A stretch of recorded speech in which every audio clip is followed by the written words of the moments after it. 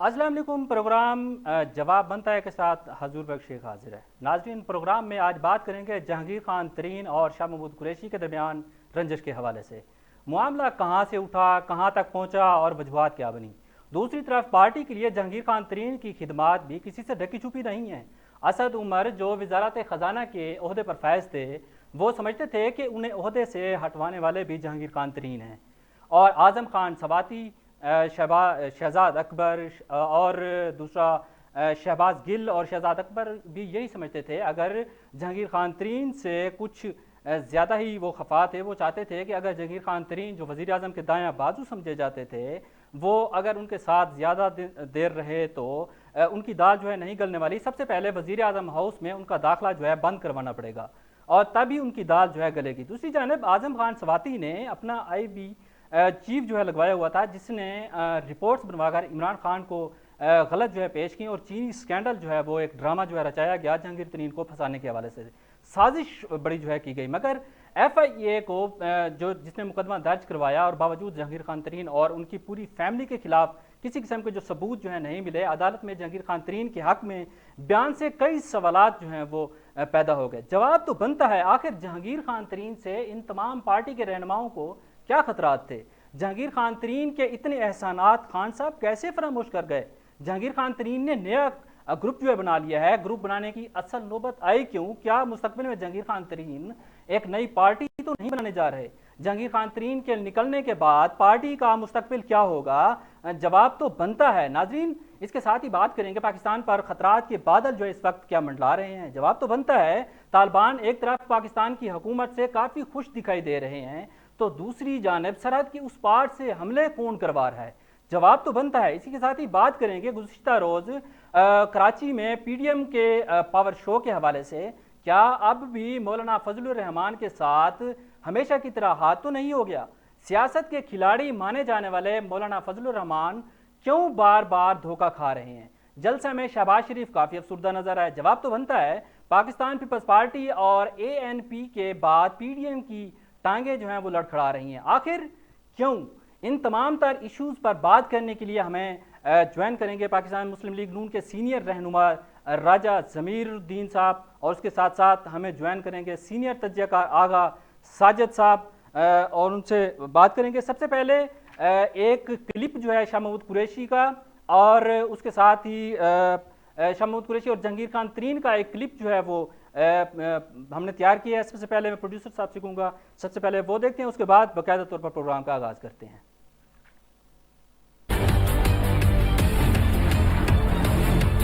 तरीन भाई, ईमानदारी से बताओ, मेरा कोई जायदाद का झगड़ा है, मेरा कोई जमीन का झगड़ा है? मेरा उनसे कोई झगड़ा नहीं है। जो बंदा खेल में ही नहीं है, जो बंदा इलेक्शन ही नहीं लड़ सकता, जो जिसका खेल में कोई जिक्र नहीं है, मैं उसे झगड़ा लगाऊं? मैं पागल हूँ? मैं किसी के खिलाफ बात करना पसंद नहीं करता, खास तौर पे जो पाकिस्तान तरीके साफ के। जवाब देने के काबिल कोई नहीं है। पार्टी में वैसे ही खड़ा हूँ जैसे मैं पहले खड़ा। मैं अनथक मेहनत कर रहा हूँ और करता रहूंगा, चाहे जो कुछ भी कहे। 160 में भी आप ये समझे कि मैं इलेक्शन लड़ रहा हूँ, मैं पीछे हूँ। इसे 61 में भी ये समझे कि मैं हूँ।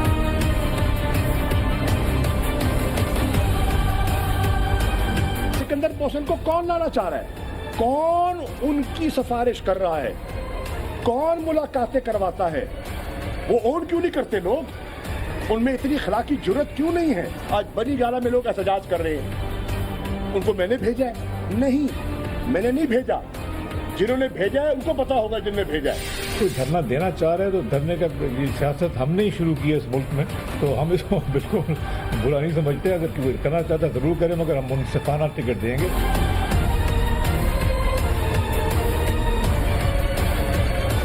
नजीर जट को पार्टी में कौन लाया? मैं लेकर आया। नजीर जट को पार्टी में इसाक खाकवानी साहब लेकर आए। आयशा जट बीबी को सूबाई टिकट किसने दिलवाया? मैंने दिलवाया। मुझे एक मजीद अफसोस है, हम सब ने पार्लियामेंट्री बोर्ड में एक कुरान पे अहद किया हुआ। कुरान सामने रख के खान साहब ने सबसे अहद करवाया कि जो पार्लियामेंट्री बोर्ड की बातें होंगी, अंदरूनी बातें, वो बाहर नहीं जाएंगी। अगर कोई इस कुरान के अहद को तोड़ रहा है तो वो सजा खुद भुगतेगा।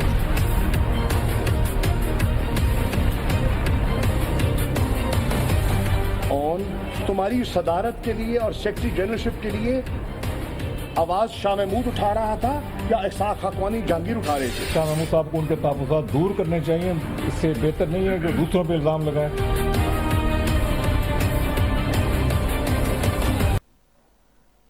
नाजरीन, आपने क्लिप देखा जिसमें शाह महमूद कुरैशी और जहांगीर खान तरीन के आपस में मुकालमेबाजी जो है दिखाई गई। उसमें आप देख रहे थे कि इसके के साथ साथ जहांगीर खान तरीन का कहना था कि कुरान पाक पर हलफ जो है वो दिया गया, अगर वो कोई हलफ तोड़ रहा है तो उसका जवाब दे वो है। दूसरी जानिब शाह महमूद कुरैशी साहब जो है वो फरमा रहे थे कि इस वक्त जो एहतजाज हो रहे हैं या पार्टियों में जो लोग खड़े कर रहे हैं वो क्या मैं खड़े करवा रहा हूँ, वो जहांगीर खान तरीन करवा रहे हैं। ये एक लंबी बहस है। इस पर बात करने के लिए हमें ज्वाइन किया है आगा साजिद साहब जो सीनियर तज्ज़ाकार हैं, वो हमारे साथ लाइन पर मौजूद हैं। अस्सलाम वालेकुम आगा साजिद साहब, आप बताइएगा कि जहांगीर खान तरीन और शाह महमूद कुरैशी के दरमियान एक मुकालमाबाजी हुई है, आपने क्लिप देखा होगा, क्या कहते हैं, इतनी रंजिश लड़ाई क्या है ये? बिस्मिल्लाहिर्रहमानिर्रहीम। वालेकुम अस्सलाम। एचपी साहब, सबसे पहले तो आपको बहुत बहुत मुबारक हो, आपने एक नया प्रोग्राम शुरू किया है। जवाब बनता है, जवाब तो बहुत सारे बनते हैं, अब देखना ये है इन जवाबों का हासिल वसूल क्या होगा। अल्लाह करे हमारी इन कोशिशों और काविशों से जो हुक्काम बाला हैं वो हिलें और सोचें। सवाल जो आपने किया, अनफॉर्चुनेटली मैं ये जो क्लिप आपने चलाया है, इनका जो टाकरा था वो मैं सिर्फ देख पाया हूँ, सुन नहीं सका। लेकिन जो सवाल आपने किया है कि इन दोनों की आपस की रंजोशों के हवाले से, वो यकीनन किसी से ढकी छुपी नहीं है और इनकी आपस में क्या वजूहात हैं, क्या क्लैश है, बेसिक क्लैश क्या है, वो भी किसी से ढका छुपा नहीं है। मेरा ख्याल है उस पर ज्यादा बात करने का मकसद नहीं है। इस चीज की दो फेजेस हैं, दो वजूहात हैं। सबको पता है शाह महमूद कुरैशी साहब, मेरी आवाज आ रही है आपको? जी जी जी जी, फरमाइएगा। एक तो सबको पता है कि शाह महमूद कुरैशी साहब पीपल्स पार्टी को छोड़ के आए हैं और वहां माशाल्लाह बड़े अच्छे ओहदेदार थे और बहुत एक लंबे अरसे तक उनके साथ एक काम किया है। तो डेफिनेटली जब किसी बड़ी पार्टी को आप छोड़ के आते हैं और इनको ज्वाइन करते हैं किसी दूसरी पार्टी को, तो कुछ ना कुछ गिव एंड टेक तो होता है, कुछ ना कुछ उन्हें लालच तो दिया जाता है, इसमें तो कोई शक नहीं है, कोई दूसरी राय नहीं है। और ऐसे बड़े लीडर को, अब दूसरी तरफ जहांगीर तरीन साहब हैं, इसमें कोई दूसरी राय नहीं है कि जहांगीर तरीन साहब के बहुत ज्यादा एहसान, मैं कहता हूँ सबसे ज्यादा एहसानात हैं पीटीआई के ऊपर। और आज पीटीआई जिस जगह बैठी है तो यकीनन इसमें जहांगीर तरीन साहब का एक अहम रोल है। और अगर ये कहा जाए जहांगीर तरीन साहब ना होते तो शायद आज पीटीआई इस तेजी के साथ इतनी तेजी उभरती ना होती। तो बात ऐसे ही इमरान खान साहब का एटीएम जहांगीर तरीन साहब को नहीं कहा जाता, कुछ तो है। फिर वो जब इलेक्शंस हुए, इलेक्शंस में जो काविशें कोशिशें नजर आई, वो जहाज भर के आना, सो बात ये है कि पलट के झपटना, झपट के पलटना, खून गर्म रखने का है एक बहाना। सियासत में कुछ अटल नहीं होता। राजा जमीर साहब सुन रहे होंगे इस चीज को, इस हवाले से वो जानते हैं सियासत में कुछ अटल नहीं होता। जो कह दिया, जो सुन लिया। बड़ी खूबसूरत बात जरदारी साहब ने की जब बेनजीर मोहतरमा बेनजीर भुट्टो साहिबा की शहादत और मोहतरम नवाज शरीफ साहब और जरदारी साहब की एक भूरबन में मीटिंग हुई और उसके वो मुआहिदा टूटा। तो जरदारी साहब से जब पूछा गया कि ये क्या हुआ, उन्होंने कहा जी ठीक है, मैंने कमिटमेंट की थी, लेकिन मेरी कही हुई बात कोई कुरान और हदीस तो नहीं है। कह दिया लेकिन हमें नहीं वारा आ रहा, लेकिन हमें नहीं समझ आ रही बात, तो हमने तोड़ दी बात। तो बात ये है कि पीडीएम को देख लें या गवर्नमेंट को देख लें, मैं किसी एक की बात नहीं करूंगा, पीडीएम को देख लें या गवर्नमेंट को देख लें, दोनों का यही काम है, पलटते हैं झपटते हैं, पलटते हैं झपटते हैं और पूरे 5 साल ये ऐसे ही गुजर जा रहे हैं। तो ये लम्हा फिक्री है हम सब के लिए कि हम क्या कर रहे हैं और हमें किस खूबसूरत अंदाज से उल्लू बनाया जा रहा है, चाहे वो पीडीएम की जानिब से या गवर्नमेंट की जानिब से है। गवर्नमेंट की जो आपने जिस तरह से इंट्रो में सारी बात की है, मैं एक चीज कहूंगा कि गवर्नमेंट को टोटल आप नेगेटिव सेंस में न पेश करें। ज्यादातर मीडिया का अब प्रॉब्लम ये बन चुका है, या तो वो जान चुके हैं कि अब पीटीआई का टाइम पूरा हो चुका है, अब आगे इलेक्शंस आने हैं, दूसरी पार्टी को हमने लेके चलना है, आने वाली गवर्नमेंट किसकी हो सकती है, तो या तो उस सेंस में कोई नेगेटिव कैंपेन चलाई जा रही है, मुझे नहीं पता कि ऐसा है, लेकिन कुछ पॉजिटिव चीजें जो होती हैं हमें उनको डेफिनेटली सेकंड करना चाहिए। आगा तो साहब सिर्फ इतना, मैं हमें ज्वाइन किया है राजा जमीरुद्दीन साहब ने, उनसे कहूँगा प्रोड्यूसर साहब को, उनसे मैं एक सवाल करना चाहूँगा प्रोड्यूसर साहब, उनको लीजिएगा। राजा साहब आप हमें बताइएगा कि जहांगीर खान तरीन और शाह महमूद कुरैशी की ये जो रंजिश है, इसमें पाकिस्तान मुस्लिम लीग नून और पीपल्स पार्टी को कितना फ़ायदा है? क्या आप क्या समझते हैं, कहाँ खड़ी है मुस्लिम लीग नून?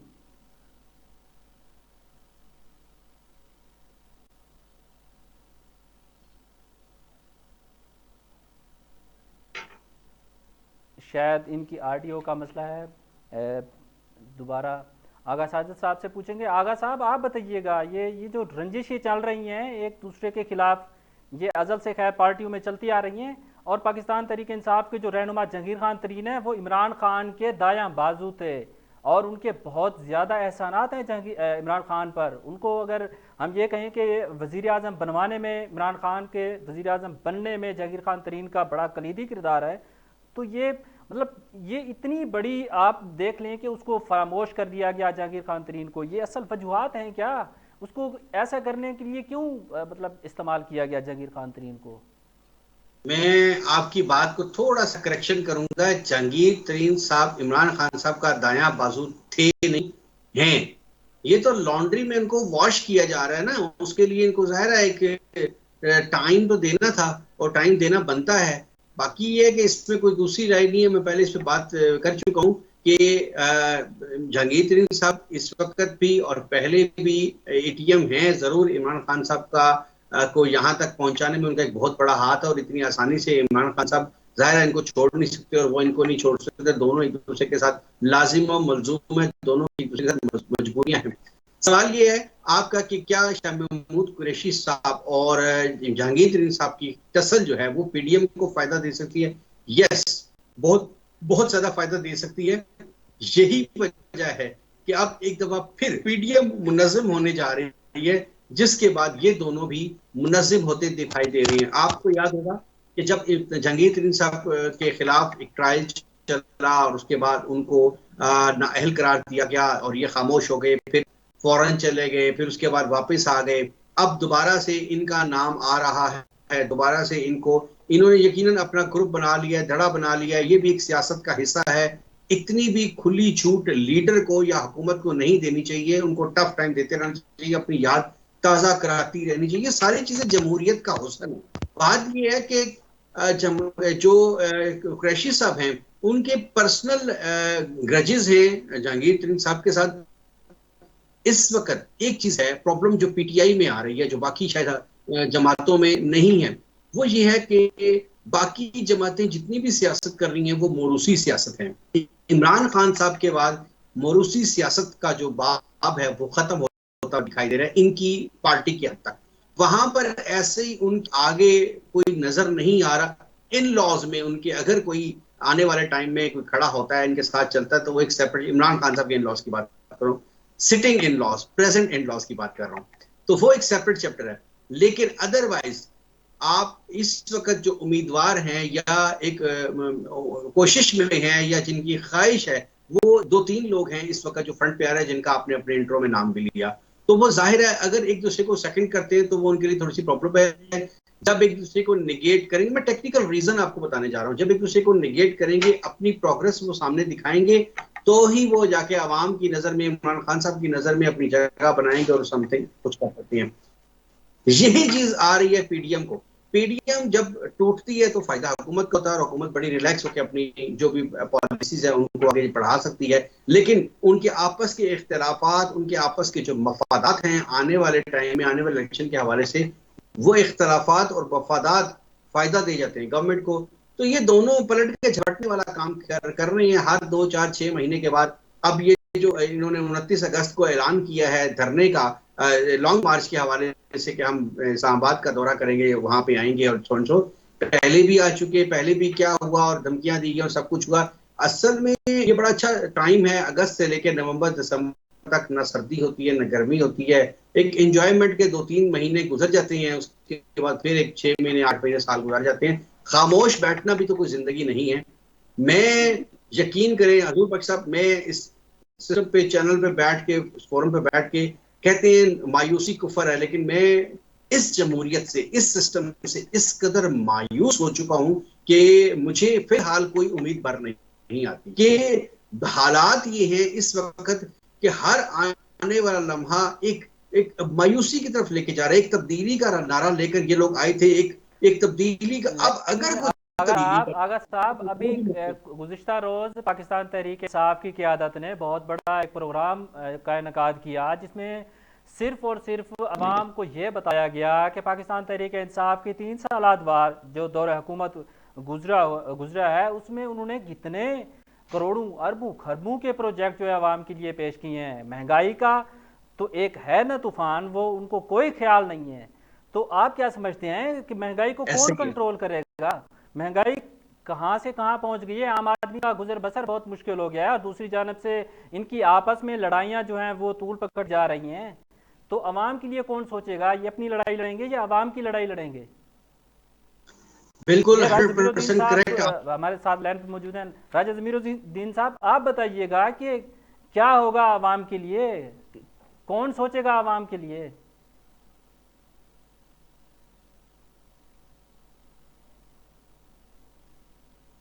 राजा ज़मीरुद्दीन साहब, अगर आप हमें सुन पा रहे हैं तो आप बताइएगा कि पाकिस्तान तहरीक इंसाफ के सीनियर रहनुमा जहांगीर खान तरीन, आवाज़ मेरे ख्याल से उनके पास नहीं पहुंच पा रही है, टेक्निकल ऑडियो का शायद इशू है। आगा साजिद साहब से मैं कहूँगा कि वो हमें इस पे जवाब दें कि अवाम के लिए कौन सोचेगा, कौन इनकी क़यादत करेगा, आखिर कौन आएगा? सलाहुद्दीन अयूबी ये नहीं आने वाला, अब कौन आएगा? अवाम के पास तो कोई दूसरा कोई बंदा ही नहीं है जिसको वो चूज करें। क्या कहेंगे आप? यही तो हजूर बख्श साहब नॉन सीरियस बिहेवियर है गवर्नमेंट का, सिटिंग गवर्नमेंट का। कोई भी गवर्नमेंट आती है उनका नॉन सीरियस बिहेवियर है, जो उनको जलीलो रुस्वा करके उतारता है, और 3-4 साल के बाद उससे बड़ा कोई आता है और अवाम उसको भूल चुकी होती है, और पहले जो शख्स होता है उसको समझती है कि शायद वो बेहतर था इससे, उसको दोबारा से चांस दिया जाता है, और ये बारियां लगी भी हैं। मैं इसकी एग्जांपल आपको इस हवाले से दूंगा।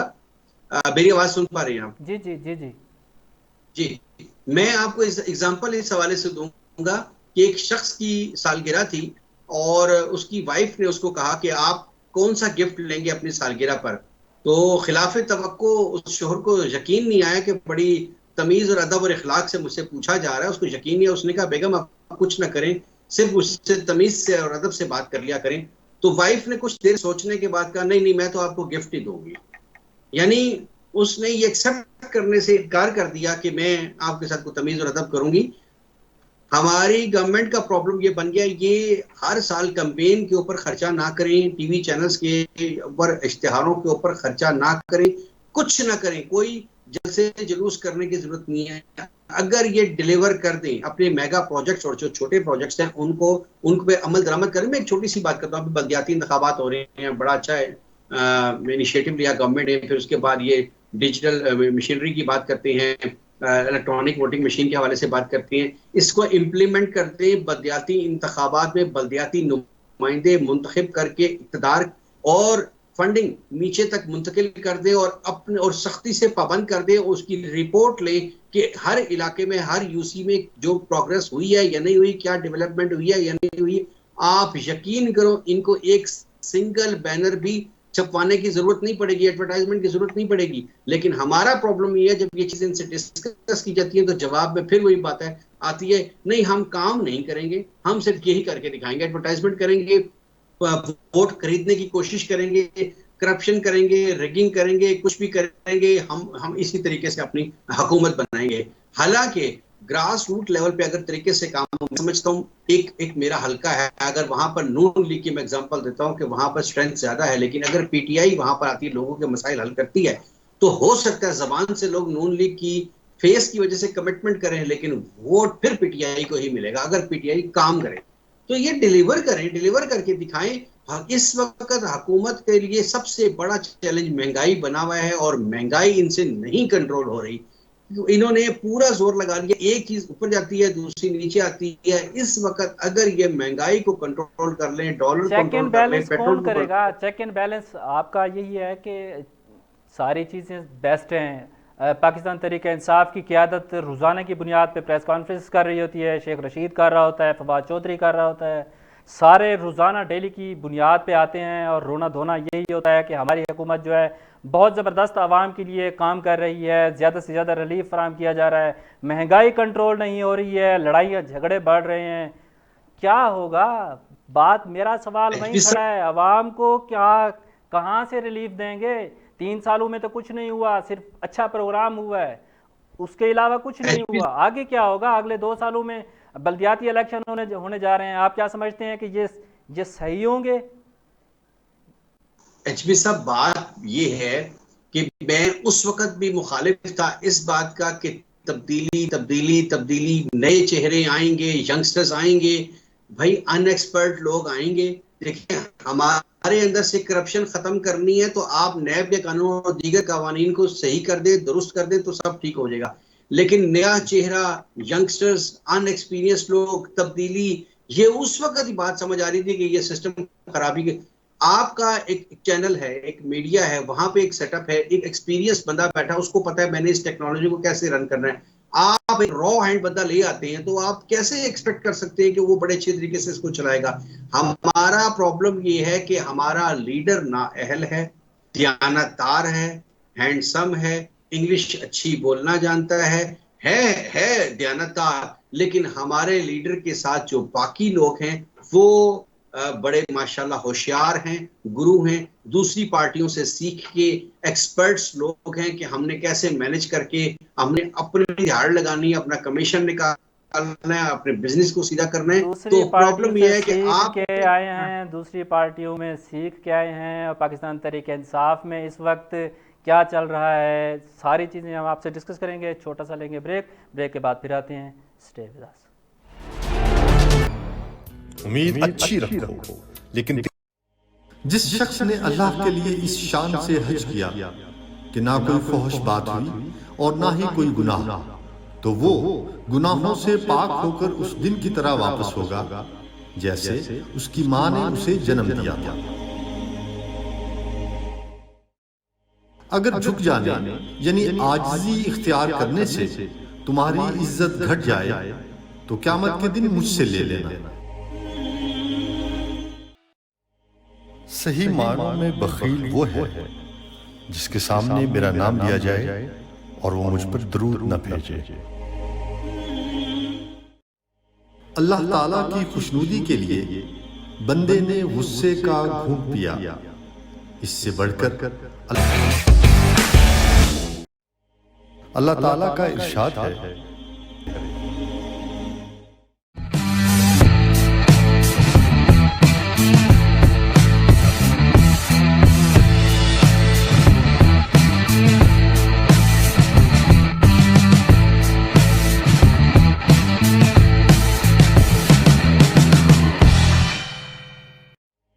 नबी करीम सल्लल्लाहु अलैहि वसल्लम ने हजरत आयशा रज़ी अल्लाह ताला अन्हा से इरशाद फरमाया, जिस शख्स को नरमी से हिस्सा मिला उसे दुनिया और आखिरत की भलाई से हिस्सा मिला, और जो शख्स नरमी से महरूम रहा वो दुनिया और आखिरत की भलाई से महरूम रहा।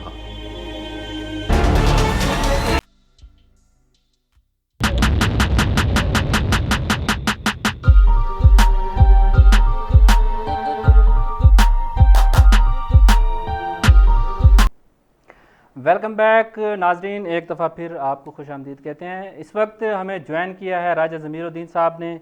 राजा ज़मीरुद्दीन साहब, आप बताइएगा कि इस वक्त पाकिस्तान तहरीक इंसाफ में एक और पार्टी जो है उसकी ग्रुप बनने की जो है खबरें बड़ी गर्दिश कर रही हैं। जहांगीर खान तरीन जो है एक नया ग्रुप बना रहे हैं। अगर वो ग्रुप बन जाता है तो आप क्या समझते हैं पाकिस्तान तहरीक इंसाफ को कितना बड़ा धचका होगा, किसको कितना टफ टाइम दे सकते हैं वो? बिस्मिल्लाहिर्रहमानिर्रहीम। देखिए जी, ये पीटीआई तो चूँकि जहांगीर तरीन ने ही लाई थी और उसी ने ये सारा काम करके जहाज़ भर भर के ये लाता रहा और इस पीटीआई को जो है कामयाब कराया। आज वही इमरान खान जो था, जो जहांगीर तरीन के बगैर एक सांस भी नहीं ले सकता था, आज उसको डिसऑनेस्ट और क्या क्या उसके ऊपर एलिगेशन और ब्लेम करता रहा, और वो अदालतों में आगे के दौड़ रहा है, ये पीछे पीछे दौड़ रहे हैं। उसके ऊपर नंबर ऑफ केसेस जो हैं उसके खिलाफ जो है उन्होंने फाइल किए, but nothing prove against him. तो मेरे ख्याल में जहांगीर तरीन जो है वो पीटीआई जो है वो जहांगीर तरीन है, ना कि इमरान खान है। और इमरान खान को लाने वाला भी जहांगीर तरीन है और लेके जाने वाला भी जहांगीर तरीन ही होगा। आप क्या समझते हैं कि अगर जहांगीर खान तरीन नया ग्रुप बना लेते हैं, पाकिस्तान तहरीक इंसाफ को खैराबाद कह लेते हैं, अभी देखें ना गुज़िश्ता अतवार में पाकिस्तान तहरीक इंसाफ के रहनुमा जो जहांगीर खान तरीन है कराची के काफ़ी बार चक्कर भी जो है लगा चुके हैं, शायद ये भी हो सकता है कि उनकी पीपल्स पार्टी के रहनुमाओं से कोई बातचीत हुई हो, कोई ज्वाइनिंग के हवाले से। आप क्या समझते हैं अगर वो जहांगीर खान तरीन ये पाकिस्तान तहरीक इंसाफ को छोड़ दे तो फिर तहरीक इंसाफ आप क्या कहना चाह रहे हैं कि ख़त्म हो जाएगी? जी, आपकी बात बिल्कुल दुरुस्त है। ये कोई आखिरी बात नहीं होती। सियासत जो है एक बहुत बड़ा खुला मैदान होता है, किसी के ऊपर कोई कदगन नहीं है। पीटीआई से नून में चला जाए, नून से पीटीआई में आए, पीपी से पीटीआई में, पीटीआई से पीपी में। और इससे पहले भी देखें कि पीटीआई तो खुद तो जो एक जमात तो है नहीं है, वो तो एक चूं चूं का मुरब्बा है। उसमें जितने भी जो लोग आए हैं वो सारे कोई पीपी से आया है, कोई किस जमात से आया है, तब जाके ये इसकी फॉर्मेशन बनी है। तो ये कोई आखिरी जो लफ्ज़ नहीं है कि कोई छोड़ के किसी को किधर जाएगा वो किधर जाएगा। हर बंदा अपने मफाद के लिए और अपने मकसद के लिए आता है, और सियासत का नाम ही यही है कि अपना मफाद पहले और बाकी चीज़ें बाद।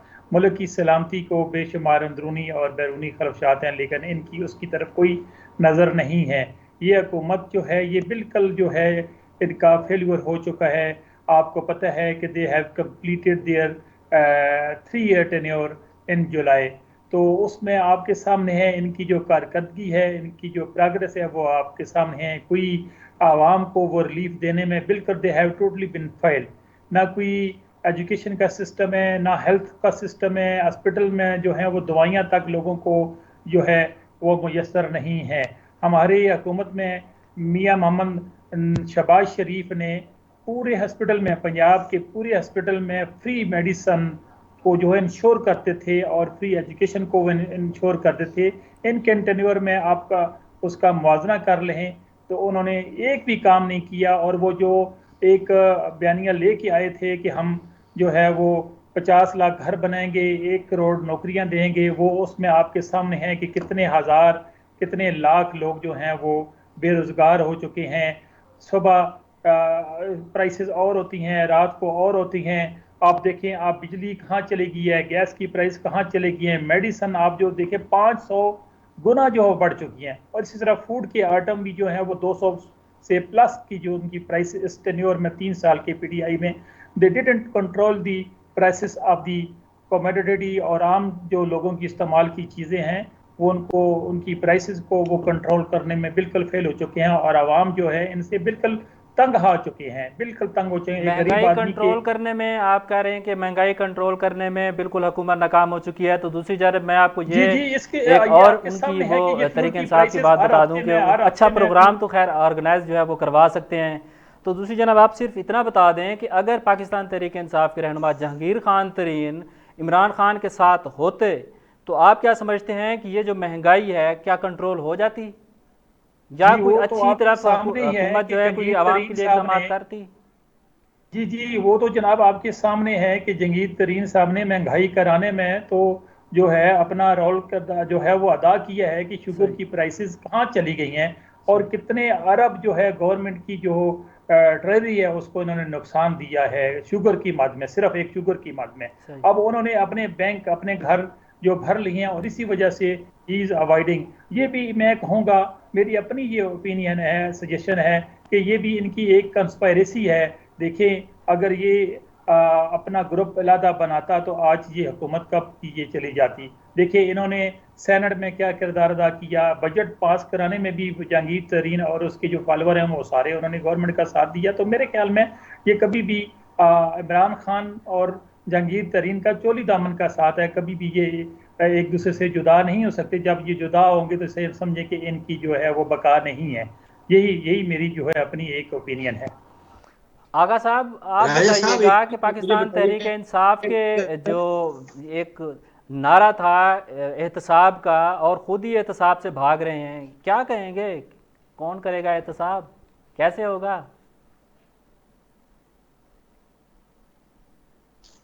देखिए, पहले तो मैं राजा साहब की बात जी जी जी जी, ऑडियो आ रही है आपके पास? जी जी। राजा साहब, आप बताइएगा कि क्या होगा फिर? देखिए ना जी, एहतसाब तो सबके लिए है, वो इक्वल है। हाँ, हमारा ला भी है, सबके लिए इक्वल है। लेकिन आपके सामने है कि जब से मियां मोहम्मद नवाज शरीफ साहब और उनकी तमाम जो फैमिली है उनके ऊपर, और जो तमाम उनके जो हमारी PMLN की जो लीडरशिप है उनके ऊपर जो तमाम केसेस जो फेक और बेसलेस केसेस बनाए गए हैं, आज वो किसी भी जगह पे नजर नहीं आ रहे। मैं एक आपको चीज को आई वुड लाइक टू नहीं, ऐड नवाज शरीफ साहब तो फिर भाग गए हैं, उन्होंने तो केसेस को फेस, वो कब आ रहे हैं? वो वो उन्होंने भी तो फेस है ना, किया वो भी है। वो यहाँ अपनी आके अपने केसेस अपनी को अपनी अपनी फेस एहलिया करें। को वो क्यों नहीं कर रहे हैं? वो कब आ रहे हैं? उसके हवाले से बता दीजिएगा डाल थोड़ा के सा। अपनी सरदादी के साथ वो पाकिस्तान में तशरीफ लाए, और उन्होंने जेल में रहे, बेटी के साथ जेल में रहे, और उनकी हेल्थ का इशू है। दैट्स वाई इस गवर्नमेंट ने उनको अलाउ किया, और फिर वो अपनी इस ट्रीटमेंट के सिलसिले में वो इंशाल्लाह वो फेस कर रहे हैं, और वो फेस करेंगे इंशाल्लाह। ये पाकिस्तान उनका कोई डेट दे उनका मुल्क दीजिएगा, है। कब तक आ रहे हैं? आप इंशाल्लाह मुस्लिम लीग नून के अहम जब रहनुमा उनको हैं, आपको डॉक्टर ज्यादा पता होगा, आप बता दीजिएगा अंदर की खबर के कब तक आ रहे हैं, कब तक पॉसिबल है जी ये? जी। देखिए ना, एक सेहत एक बुनियादी बुनियादी चीज है जो हर आदमी की जरूरत है। जब सेहत होती है तो सारी चीजें, तो इंशाल्लाह जब भी डॉक्टर उनको प्रेस्क्राइब राजा करेंगे। साहब, मैं डेट बता देता हूँ, मैं डेट बता देता हूँ, ये आवाज आप सुन जी, पा रहे आपके हैं? नॉलेज अगर में साहब आप डेट होगी, बताइएगा, लेकिन आप हम तो डेट ये दे कहते हैं दीजिएगा, कि क्या इंशाल्लाह जब कब डॉक्टर आ रहे उनको हैं? जब डॉक्टर उनको जैसे एडवाइस ही करेंगे। ग्रीन जैसे मैं ही ग्रीन आपको एक चीज सिग्नल बताना चाहता हूँ। मिलेगा, मैं डॉक्टर की राजा हिदायत साहब, की राजा साहब, राजा जी साहब, जी। आप आपसे भी मौका लेंगे। आगा साहब, आप जैसे बताइएगा, ही आप डेट बता दीजिएगा। शेख साहब, जैसे ही ग्रीन सिग्नल मिलेगा, हम वापस आ जाएंगे। ना सेहत का इशू था, ना है। नहीं, वो तो इतनी खैर जी शादी बीमारी राजा मरियम साहब, मरियम मैं नवाज आपको साहब मैं के आपको साहबजादे की जो शादी हुई है उस पर बहुत बड़े बेहतरीन नजर आ रहे थे नवाज शरीफ मुझे साहब। साहब। इतनी बीमारी पहले भी थी। इतनी बीमारी हर इंसान के साथ है। कम भी आगा हो साहब, जाती है, ज्यादा भी हो जाती है। लेकिन इस तरीके से यहाँ से जाना और उसके बाद कमिटमेंट करके फिर वापस ना आना, वहां आगा शादियों में साहब, फंक्शन को अटेंड करना, फिर वापस ना आना, ये एक चीजें सोचने पर मजबूर करती हैं। जहां तक बात आपने की है जहांगीर तरीन साहब की, यकीनन पीपल्स पार्टी में या किसी दीगर जमात में जो शामिल होने के फिलहाल ऐसे कोई हालात उनके नजर नहीं आ रहे। और इस बात से मैं बिल्कुल एग्री करूंगा कि ये दोनों, मैंने शुरू में प्रोग्राम के भी कहा कि जहांगीर तरीन साहब और इमरान खान साहब एक दूसरे के लिए लाजिम और मलजूम है। यस। ये एक दूसरे को फिलहाल ऐसे कोई हालात नहीं कि एक दूसरे को छोड़ देंगे। हाँ, सियासत में उतार चढ़ाव होता है, कभी किसी को दिखाने के लिए, कभी किसी से कुछ मनवाने के लिए, वो पार्ट ऑफ गेम है। लेकिन मैं यहाँ ये लाजमी कहूंगा, क्या नून लीग के दौर में ऐसी चीजें नहीं हुई थी कि जिससे आवाम तंग पड़ चुकी हो? क्या नून लीग के दौर में नून लीग के वुजरा लीडरान को गालियां, जूते, स्याही नहीं फेंकी गई थी? क्या अब भी जो आपके सामने यकीनन वो वीडियो गुजरी होगी कि जब उनके नवासे की शादी हुई है तो वहां पर एक टोला आया।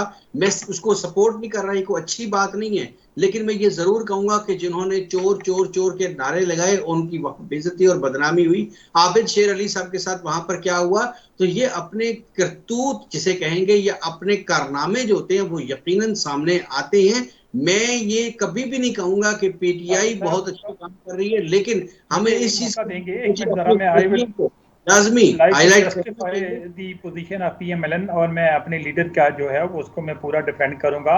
इंशाल्लाह अल्लाह के करम से वो इस मुल्क के बशिंदे हैं, और इस मुल्क में आके वो इंशाल्लाह जो है वो हुकूमत करेंगे। जब उनकी सेहत, जब डॉक्टर उनको प्रेस्क्राइब करेंगे, एडवाइस करेंगे, वो डॉक्टर की हदायत के मुताबिक ही यहाँ से गए थे, और इस हुकूमत ने उनको जाने की इजाज़त दी।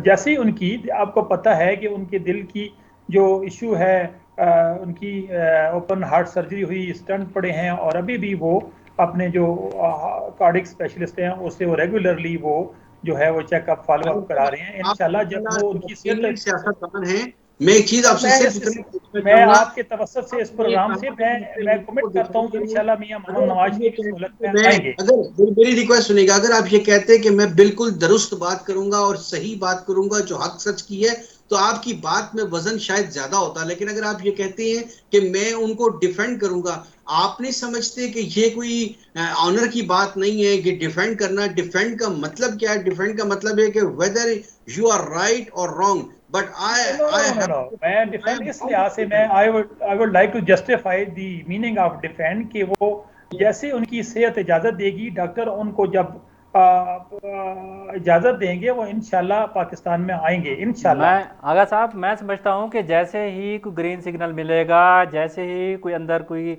डील वील या इस तरह का कोई होगा, तब मेरे ख्याल से नवाज शरीफ साहब जो हैं आएंगे। केसेस अल्लाह करे वो फेस करें, अल्लाह करे वो पाकिस्तान आएँ और बहुत सारे जो इश्यूज़ इस वक्त पाकिस्तान मुस्लिम लीग नून के लिए बहुत बड़े सवालिया निशान बने हुए हैं वो ख़त्म हो सकें।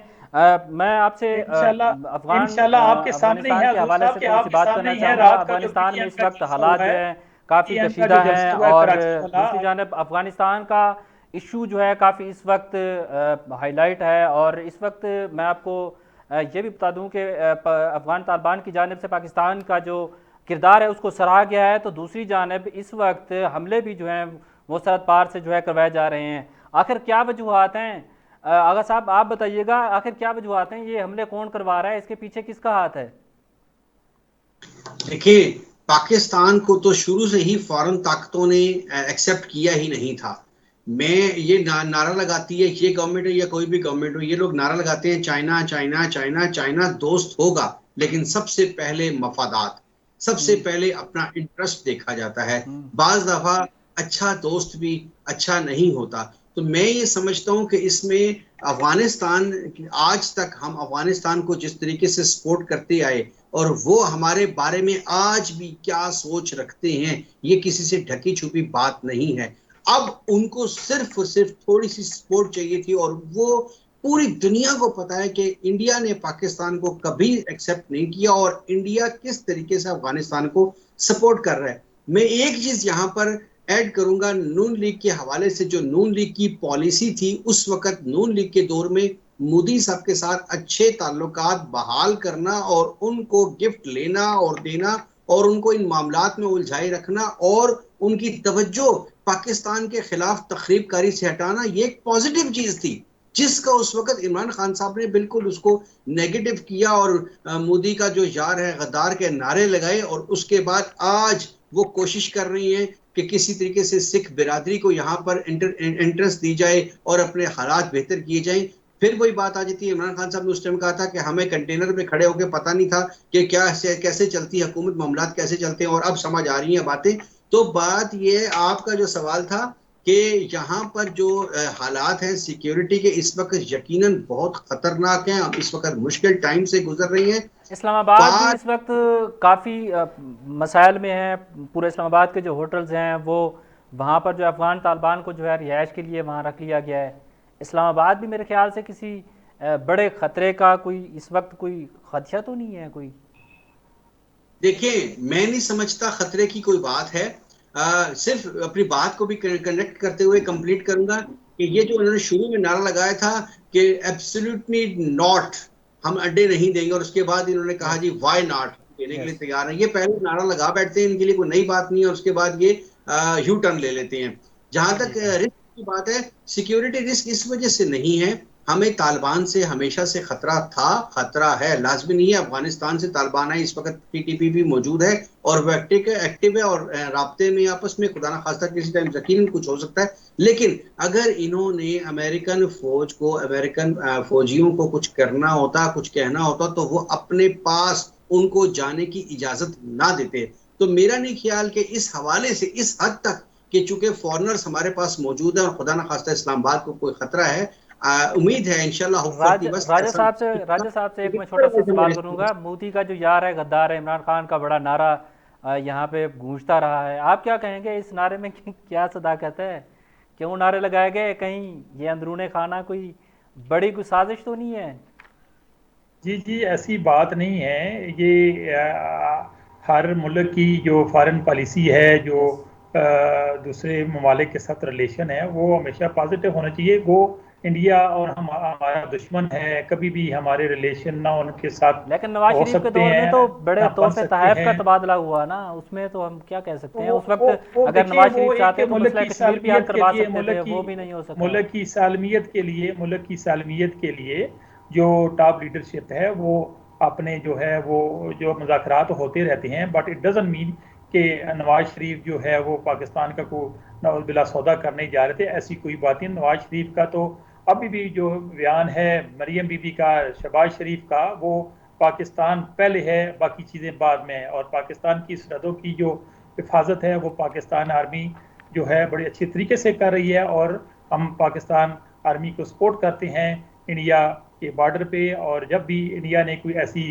जो गंदी नज़र पाकिस्तान की तरफ की, तो इंशाल्लाह पाकिस्तान आर्मी अच्छा, उसको आखिरी क्वेश्चन आपसे करूंगा। इसकी पीडीएम ने जवाब देगी। गुज़िश्ता रोज कराची में पावर शो किया है, कितना कामयाब जी हुआ जी है जी आपका पावर शो, क्या कहते हैं? जी, आपके सामने ही है कि वो लोगों का एक जमे गफीर था, और वो उसमें बागे जना में। और मेरे ख्याल में मैं जब पीडीएम की ये सिलसिला जलसों का शुरू हुआ था, तो पहला जलसा था गुजरांवाला था। आई वाज देयर, मैं पूरी रात वहाँ रहा, और पूरी रात को लोगों की आमद का सिलसिला जारी रहा। और जो इंतज़ामिया है उन्होंने मोटरवे और जीटी रोड बंद किए, फिर भी वो जो स्टेडियम है गुजरांवाला का वो खचाखच भर गया चुका था, और उसके जो चारों अतराफ हैं वो भी भरे हुए थे।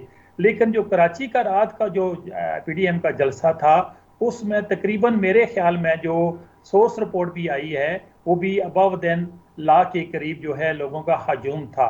और सारी रात लोग वहाँ, बच्चे, पीडीएम के औरतें, बूढ़े जलसे वहाँ। में राजा साहब, पीडीएम के जलसे में शहबाज शरीफ जो है काफ़ी अफसुर्दा दिखाई दिए, और हर बार मौलाना फजलुर उनकी रहमान को आगे पेश कर दिया जाता है। क्या वजह है? देखिए, वो आपकी क़यादत आगे नहीं आ सकती? आप पीडीएम आगे की जो नहीं, फ्रंट लाइन पे नहीं आ सकते? मरियम नवाज नहीं आ सकती? और भी तो बहुत सारे आपके नहीं, वो एक लीडर्स फैसला, हैं। जब ये पीडीएम की फॉर्मेशन बनी थी, तो मियाँ साहब को जो सॉरी जो मौलाना साहब को ये सारी जिम्मेदारी सौंपी गई थी कि वो उस चीज़ को वो जो है गवर्न करेंगे, और वही उसके हेड हैं, वही उसका डिसाइड करेंगे। मियाँ साहब का तो रात को आपने जो है पुरजोश जो है वो खताब तो सुना होगा कि उन्होंने किस जोश से, जी जी। और लोगों ने कितना उनको रिस्पांस दिया है शहबाज शरीफ साहब को। और आपके सामने है कि शहबाज शरीफ को जब ये 2018 के इलेक्शन में, मैं लेट मी कंप्लीट बात, शहबाज शरीफ साहब 2018 ने के बहुत इलेक्शन में, पुरजोश कबूल किए। राय 2018 साहब 2018 के इलेक्शन में यह शहबाज शरीफ 600 राजा वोट से वहां हराए गए हैं। साहब तकरीर तो पुरजोश की है शहबाज शरीफ ने, हैंडसम तो हमारा इमरान खान भी बहुत है, तकरीर तो जी इंग्लिश में वो ऐसी है, भी लेकिन बहुत अच्छी इमरान कर खान लेता साहब है। का जो है, होता आपको क्या पता है, है, रात आपने को कहा वाला में कुछ हुआ, जम्मे गफीर था, इस जम्मे गफीर के साथ फिर आप इनकी उम्मीदों पे पूरा नहीं उतरे, उसके बाद आप बैक स्टेप चले जाते हैं, उसके बाद आप खामोश होकर आगा बैठ साहब, जाते हैं। सियासत आप जो बात कर रहे हैं कोई मंगों फायदा की नहीं है जब तक रिपोर्ट नहीं आ रही है। पीडीएम इकट्ठी होने में नाकाम रही है। फजलुर रहमान साहब को हर दफा धोखा दिया जाता है, कभी नून लीग, कभी पीपल्स पार्टी। कल फिर बिलावल साहब ने एएनपी ऐलान भी कर चली दिया कि गई है, हमारा पीपल्स पार्टी भी चली गई है, आपको अब आपको पीडीएम इल्म की है टांगे भी जो है लड़खड़ा रही हैं। आपको इल्म है कि बिलावल भुट्टो जरदारी साहब ने पीडीएम को वेलकम किया कराची में, सिंध में। आपके नॉलेज में चीज़ों को उन्होंने कहा कि मैं वेलकम करता हूँ कि पीडीएम जो है वो जहाँ कराची से गवर्नमेंट के खिलाफ जो है उन्होंने एक एक्टिविटी जो है पीडीएम की स्टार्ट किया, वो he was very much happy. और जहाँ तक मौलाना आपने साहब का उनके तलक है, इशारे उन्होंने नहीं तो सुने, रात को आपने उनके उन्होंने इशारे तो नहीं सुने, आपने उनकी स्टेटमेंट नहीं सुनी कि हमें हर बार धोखा दिया गया है, अब हम अपना रास्ता खुद तलाश करेंगे। ये स्टेटमेंट कल आपने सुनी? आप आपसे मैं एक छोटा सा सवाल ये करूंगा। उनकी राजा साहब अपनी से मैं एक पहले जाती राय पूछूंगा। हो राजा सकती साहब, है, एक पार्टी जब की जब अपने। भी इलेक्शन का दौर आता है, पीपल्स पार्टी हो, नून लीग हो, पीटीआई हो, एएनपी हो, मौलाना फजलुर रहमान की जमात हो, ये इलेक्शन के वक्त सब अलग होते हैं, एक दूसरे के साथ, एक दूसरे के खिलाफ बयानबाजियां हो रही होती हैं। अब जलसे हो रहे हैं, सब एक हैं, क्या कहेंगे? ये क्या ये खुला तजाद तो नहीं है? ये अवाम को बेवकूफ़ तो नहीं बना रहे? अवाम कब तक बेवकूफ़ बने बॉस? ये आप मुझसे बात कर रहे हैं? राजा साहब।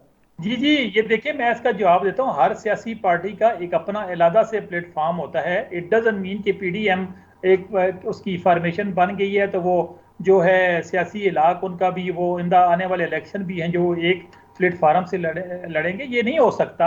देखिए पीपीपी और नून लीग शुरू से ही दो अलग बड़ी सियासी जमातें रही हैं, और उन्होंने जब भी वो मिले हैं तो जब उन्होंने इलेक्शन कंटेस्ट किए तो उन्होंने अपने एक जमात को अलग उन्होंने अपना इसका हिस्सा लिया मतलब है और जो अपना इमरान खान ने कहा था कि जब मैं इनको छेड़ूंगा तो इनकी चीखने की आवाज़ें आएंगी, एक हो जाएंगे, उनका ये बयान जो है वो सही था। आगा साहब आप क्या देखिए कहते हैं इस पे? ये तो this is the first time in history कि ये इतनी सारी जमातें जो पॉलिटिकल जितनी बड़ी जमातें हैं वो एक हुई हैं इमरान खान की इसकी बैड गवर्नेंस के खिलाफ, कि उन्होंने आवाम का जो है जीना मरना जो है दूभर कर दिया है। आवाम 3 टाइम की रोटी से वो जो है वो जो है उसका रोना रो रही है।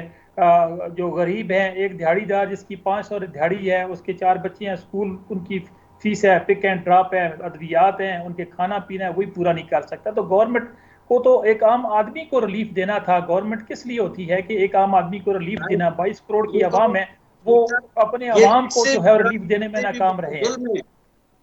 ये तो इससे भी बड़ा जुल्म है कि तारीख में पहली बार इतनी बड़ी पार्टियां इकट्ठी हुई हैं और बारहा इकट्ठी हुई हैं और हर बार तकसीम हुई हैं या फेल हुई हैं या हुकूमत की सियासत का शिकार हुई हैं। ये तो इससे बड़ी नाअहली है कि इतनी कोशिशों के बावजूद अभी तक गवर्नमेंट का कुछ नहीं बिगाड़ा जा सका। हर ये बार अवाम मुतहद होने के बाद यकीनन बिखरी कोई हैं। दूसरी राय आगा नहीं। साहब, हर बार मुतहद होने के बाद बिखरी हैं, क्यों बिखरी हैं? हर सॉरी, मैं बार सुन नहीं मुतहद सका। होने के बाद बिखरी हैं, क्या कहना चाहेंगे, क्यों बिखरी हैं? तो यही तो प्रॉब्लम है ना, यही तो प्रॉब्लम है। ये खुद एक दूसरे के साथ सिंसियर नहीं है। यस। अभी राजा साहब ने फरमान सुनाया बिलावल का कि हम पीडीएम को वेलकम कहते हैं, जबकि दूसरी तरफ उनकी स्टेटमेंट आई है कि हम अपना फैसला खुद करना जानते हैं, हमें धोखा दिया गया है।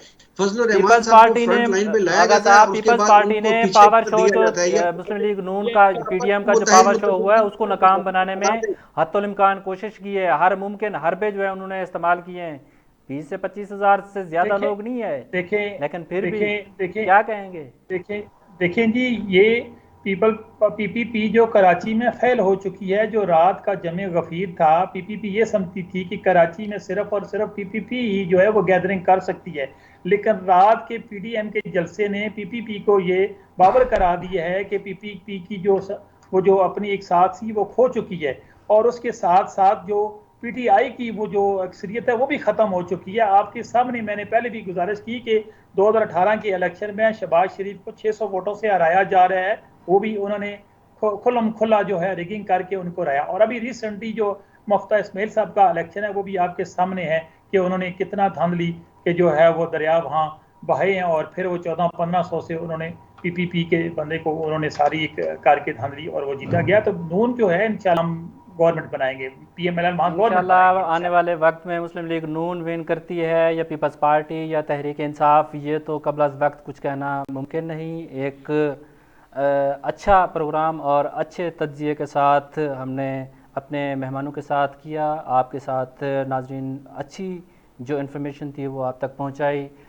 राजा ज़मीरुद्दीन साहब, आपका बहुत शुक्रिया, आपने मसरूफ़ियत में से टाइम निकाला।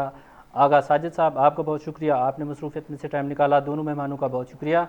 नाजरीन, पाकिस्तान तहरीक इंसाफ महंगाई कंट्रोल करने में किस हद तक कामयाब, तो बैरूनी ताकतें क्यों इसमें ज़्यादा जो है वो इन्वॉल्व हो रही हैं। रूस जो यहाँ से नाक रगड़ कर भागा था, इस एक बार फिर जो है वो अफ़गानिस्तान में अपनी जो एंट्री है जो डाल रहा है, और अमन के हवाले से और उनकी मईशत के हवाले से एक कॉन्फ्रेंस जो है वो बुला रहा है। वो किस हद तक कामयाब होता है, ये भी जवाब बनता है। और इसके साथ साथ पीडीएम का जो जलसा है वो किस हद तक कामयाब हुआ है, वो हमने आप तक पहुंचाया, आप तक इन्फॉर्मेशन दी, आप तक तमाम तर चीज़ें आपके सामने रखी। इसी के साथ ही आज का प्रोग्राम ख़त्म करते हैं। कल एक नए टॉपिक के साथ फिर हाजिर होंगे। अपने मेज़बान हजूर बख्श को दीजिए इजाज़त। अल्लाह ने के बाद।